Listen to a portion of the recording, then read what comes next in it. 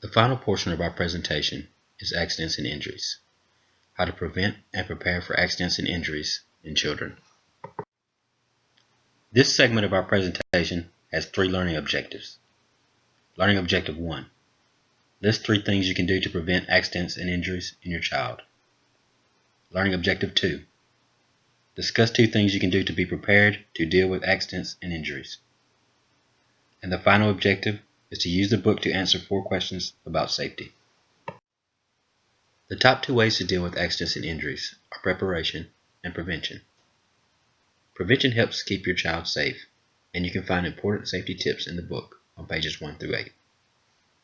Preparation is the second way to deal with accidents and injuries, and 3 steps to being prepared involve taking CPR classes, keeping first aid supplies in the house, and to read chapters 1 through 11 of the book. A head injury could be a life-threatening injury, and most can be prevented. If you turn to page 6 or page 150 of the book, you will find safety tips about what can I do to prevent head injuries. Next, I will present you with a scenario, and we will practice looking up this information together. While playing outside, Jessica cut her finger open. Now it is starting to swell and has been bleeding continuously for 20 minutes. Should you put a fresh band-aid on it and wait until it heals?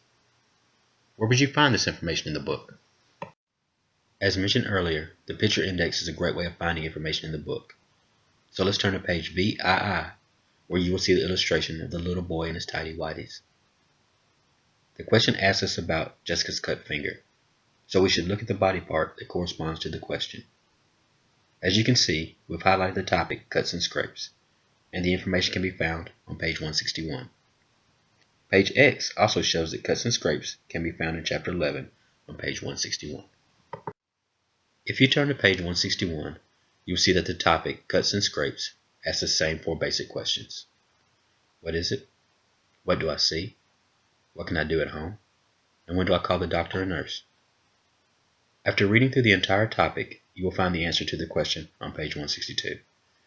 As you can see, we have highlighted the answer on page 162 under the section, When do I call the doctor or nurse? It says, call the doctor or nurse when the bleeding does not stop after 10 minutes of pressing, or if there is swelling around the cut and pus is oozing out of the cut.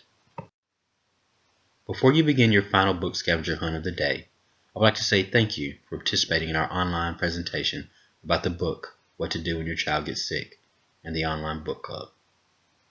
We hope that you enjoyed our presentation, and we hope that you decide to share with others.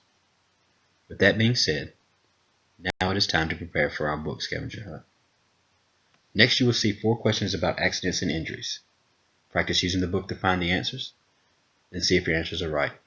Happy hunting!